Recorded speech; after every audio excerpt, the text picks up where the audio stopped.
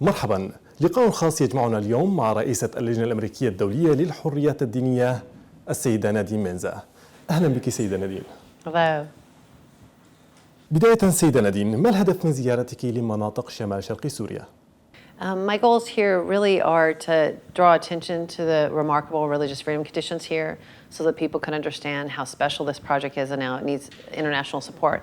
And also I wanted to draw attention to the atrocities Turkey is committing by, like the drone strike. The day I arrived, a drone strike targeting civilians, killing 1, injuring 11, including a 4-year-old boy who lost his leg. So I felt this was an opportunity for me to just really point out the conditions, which is what we've done at USCIRF in our reporting, is we report on conditions, both in the autonomous administration where they're excellent, in the regime areas where they're not good, and of course in the areas that Turkey's invaded that are really horrible. So even though I serve as chair of the U.S. Commission on International Religious Freedom, or USCIRF, I'm traveling here in my own unofficial capacity. سيدة نادين، ذكرت سابقا في مؤتمر صحفي أنكم طالبتم الإدارة الأمريكية أن تضغط على تركيا للانسحاب من مناطق شمال شرق سوريا، إضافة لإعادة كل الأشياء التي تم أخذها ونهبها من المناطق التي سيطرت عليها القوات التركية وفصائل المعارضة المسلحة الموالية لها. برأيك أين هو الرد الأمريكي حيال ذلك؟ No, we haven't really received a response to that recommendation, but it was still the right one to make. USCIRF is an independent bipartisan commission, and our mandate is to make recommendations about religious freedom to our own government, to the President, Secretary of State, and to Congress, and be single focused on religious freedom. And so we are here in Syria, and when we're looking at religious freedom, the U.S. really should push Turkey to withdraw. That is the only way for positive religious freedom conditions in those areas that they invaded. تقارير عديدة محلية ودولية وثقت الانتهاكات التي ترتكبها تركيا في مناطق التي تسيطر عليها في شمال شرق سوريا ضد الأقليات العرقية والدينية. ما رأيك بهذه التقارير؟ So it's so clear that these atrocities happening in the areas that Turkey has invaded have been documented, as you said, by all these organizations, yet the international community is ignoring it. So part of the reason USCIRF had a hearing last summer called Safeguarding Religious Freedom in Northeast Syria, a congressional hearing where we had testimony that just documented those very crimes. The United Nations has done a report on those very crimes. So no longer can the international community pretend they're not happening. And it's frustrating that when the ISIS caliphate was committing these atrocities, the world united against them. But when a NATO member is doing it, the world looks away. سيدة نادين، أعضاء الكونغرس الأمريكي من الحزبين الجمهوري والديمقراطي وجهوا رسالة إلى الرئيس الأمريكي جو بايدن طلبوا فيها بالكشف عن استراتيجيته لسوريا في غضون 60 يوما من تاريخ إرسال الرسالة. وأنتم من جهتكم قدمتم للولايات المتحدة في تقريركم السنوي توصيات لدعم الإدارة الذاتية والاعتراف بها سياسيا كحكومة محلية إقليمية تقود هذه المنطقة. برأيك كيف ستكون خطة بايدن لسوريا عموما ومناطق شمال شرق سوريا خصوصا، وما هو المطلوب من الإدارة الذاتية للاعتراف بها؟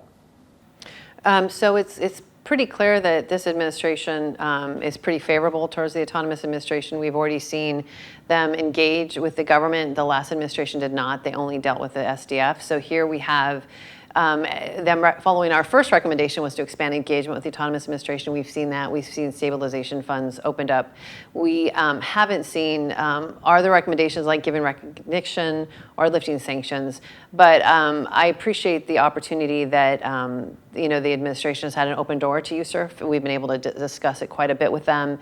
They're interested in looking at different ways they can support the region. I think there's a acceptance that the economic situation here is a real problem, with the sanctions, with the weaponization of water by Turkey, and the different pressures that are on the autonomous administration.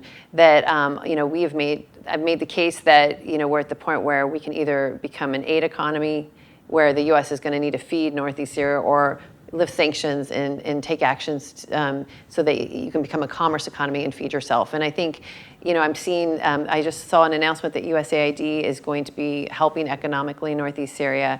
So I'm hopeful that this administration, I'm not quite sure what their plan will finally be for Syria, but I know they're listening to our recommendations.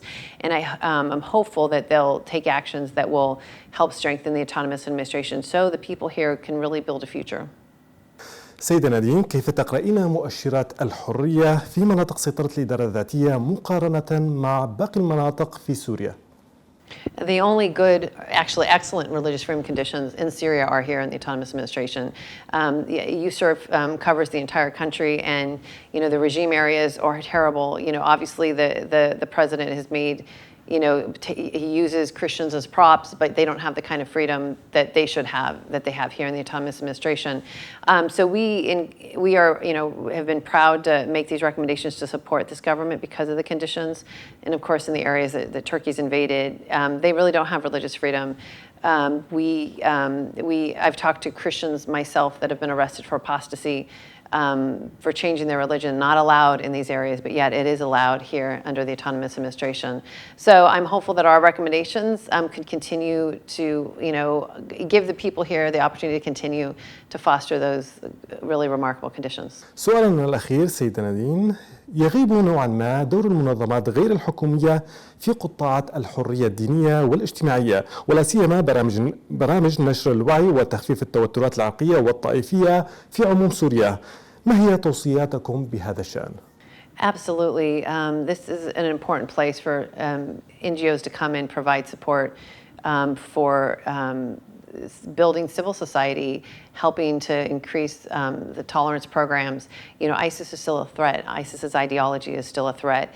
And so that's why it was so encouraging to see this International Religious Freedom Conference happen here, where they, talked about freedom. It was, I think the name was Conference for Religions and Beliefs in Mesopotamia, and it was beautiful bringing all the religious leaders together, people from around the world together via Zoom to talk about the importance of these conditions, because they, the people here understand that while they have really excellent conditions, they also have a lot of threats.